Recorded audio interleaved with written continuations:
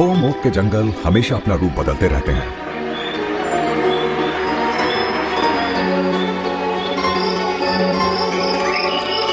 यूं तो ये अलग थलग होते हैं, लेकिन लगातार कायम रहने वाले और सुरक्षित भी।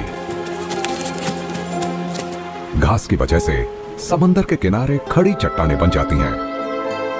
ये जंगल पहाड़ों या ऊबड़ खाबड़ सूखे इलाकों को ढक लेते हैं। ओक या बलूत के ये जंगल एक दूसरे से काफी अलग होते हैं। कुछ एकदम घने जंगल जहां घुसना तक मुश्किल है और जहां शर्मीले जीव छिपकर मजे से जीते हैं।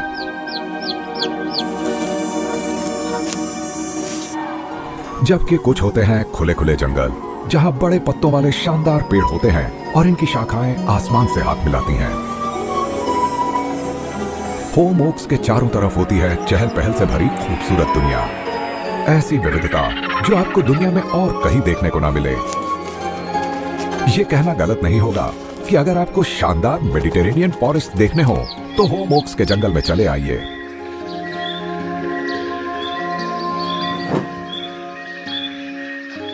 मेडिटेरेनियन इकोसिस्टम्स दुनिया के कई हिस्सों में पाए जाते हैं जो एक दूसरे से बहुत अलग होते हैं, जैसे दक्षिण अफ्रीका, कैलिफोर्निया और ऑस्ट्रेलिया।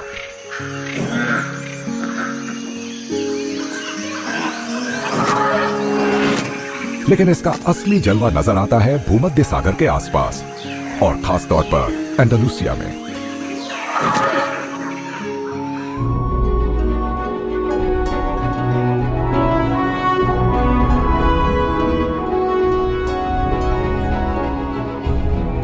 एंडालुसिया के अंदरूनी इलाकों में सबसे ज्यादा अनछुए और बेहतरीन होम ओक फॉरेस्ट मौजूद हैं।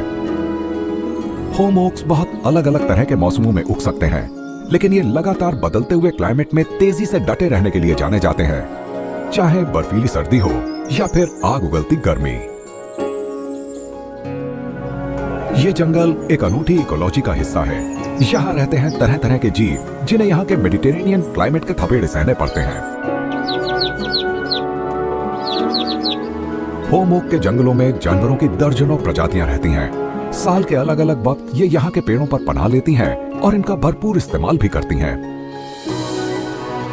इनकी मोटी शाखाओं, इनकी पत्तियां, इनके तने और इनकी जड़ों के बीच रहते हैं तरह तरह के जीव। ये पेड़ कितनों को पालते हैं, चाहे अजीब सी वर्म लिजर्ड हो जो मिट्टी खोदकर अंदर घुस जाती है,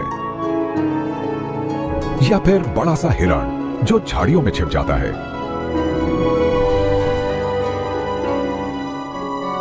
इन पेड़ों की छाया में उगती हैं तरह तरह की झाड़ियां जो इस जंगल को समृद्ध भी बनाती हैं और जिनकी छाया में पलता है ढेर सारा जीवन। मेडिटेरेनियन इकोसिस्टम में सबसे ज्यादा तादाद में पाए जाते हैं ब्लैक वल्चर और आइबेरियन लिंक्स, और इनका जीवन होम ओक्स के इर्द गिर्द ही चलता रहता है।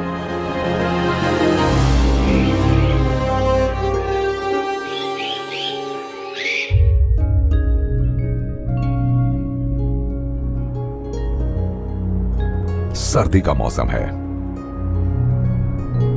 कोहरा छाया है और होम ओक का जंगल कोहरे में छिपी अपनी छाया जैसा नजर आ रहा है।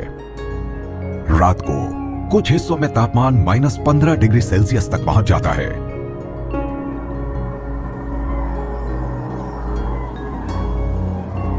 लेकिन होम ओक्स डटे रहते हैं। इनकी मजबूत पत्तियों को इससे कोई नुकसान नहीं पहुंचता। और जब धीरे धीरे सूरज अपनी गर्मी बिखेरना शुरू करता है तो जंगल जैसे अचानक नींद से जाग उठता है। ये सारस उत्तर से 3000 किलोमीटर का सफर तय करके यहां सर्दियां बिताने आए हैं, उत्तर की बर्फीली सर्दियों से दूर। सुबह इनकी बड़ी बड़ी टोलियां जमा हो जाती हैं और फिर निकल जाती हैं घास के मैदानों की तरफ। ये मैदान असल में मिले जुले जंगल होते हैं जहां पेड़ भी हैं, घास भी और फसलें भी हैं। स्पेन का विशाल आधा दक्षिणी हिस्सा इसी तरह के जंगलों से ढका है और यहाँ सदाबहार होम ओक की भरमार है। इतनी सुबह सुबह सारस के यहाँ आने की वजह सीधी सादी सी है। ये अक्टूबर के आखिर में यहाँ आते हैं और तब से ही बलूत के फल की तलाश में रहते हैं ताकि लंबे सफर के बाद थोड़ी ताकत जमा की जा सके। तकरीबन 6 महीनों तक ये इन घास के मैदानों में ही रहेंगे। सर्दियों के शुरुआती कुछ महीनों तक ये बस बलूत के फल ही खाते हैं। और ऐसा करने वाले ये अकेले नहीं हैं। हजारों की तादाद में जंगली कबूतर भी इन्हीं मैदानों में चुगने आते हैं।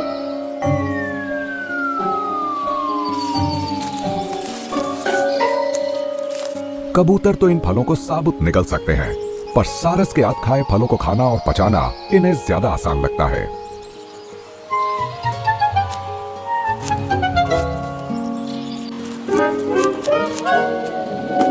ये उन्हें निगल नहीं सकते, बल्कि इन्हें फलों के बाहरी कवच को तोड़कर अंदर के मीठे पोषक फल तक पहुंचना पड़ता है।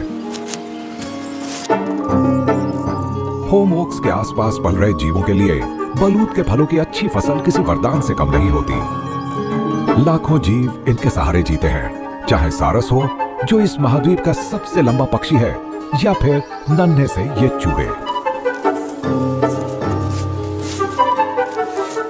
एक हेक्टेयर ओक के जंगल में करीब 800 किलो फल पैदा होते हैं। चाहे स्थानीय जीव हो या फिर बाहर से आए हुए, सभी इनकी जोरदार दावत उड़ाते हैं। वसंत का मौसम आते ही सारस फिर उत्तर की ओर यात्रा की तैयारी करने लगते हैं, पर अभी तो वो इन मैदानों में ही टिके हैं और उन्हें उछल कूद, चीख पुकार और नोक झोंक की आवाजें सुनाई पड़ती हैं, जो मिलन के मौसम का ऐलान है।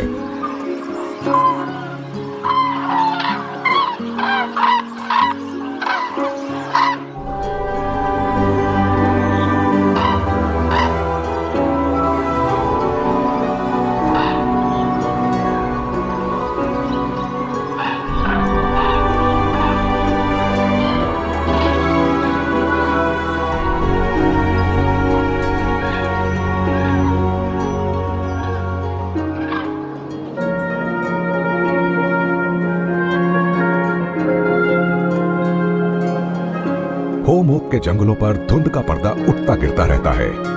यहाँ गूंज रही हैं सारस की आवाजें, और उनके बीच दुनिया की सबसे डरावनी बिल्ली आइबेरियन लिंक्स की दहाड़ एक दहशत पैदा करती है।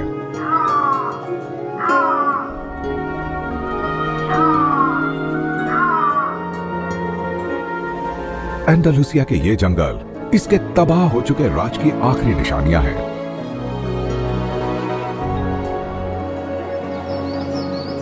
सर्दियां अब खत्म हो रही हैं और ये इनके मिलन का मौसम है।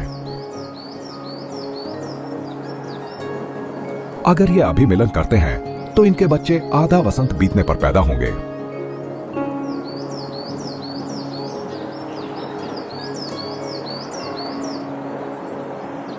ये जंगल में बचे लिंक्स के आखिरी जोड़ों में से एक है। ये कुछ हफ्तों तक एक साथ रहेंगे और मिलन करते रहेंगे। इसके बाद नर और मादा अपने अपने रास्ते निकल जाएंगे।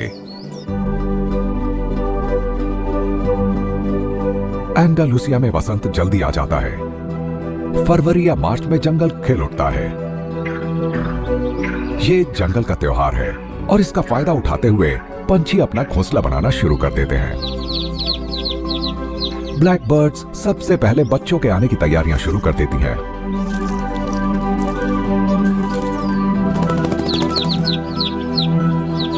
मार्च के आखिर तक तो इनके कुछ चूजे खासे बड़े भी हो जाते हैं।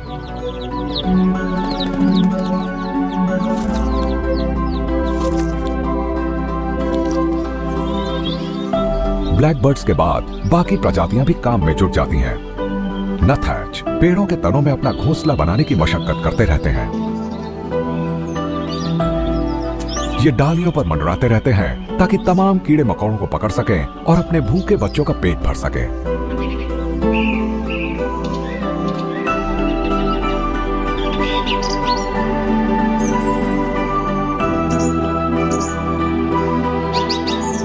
शिकार के लिए की गई इनकी मेहनत से ओक के इन पेड़ों को कई परजीवियों से छुटकारा मिल जाता है।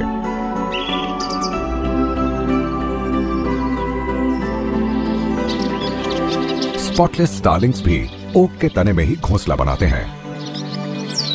ऐसे कुछ पेड़ 1000 साल पुराने हैं।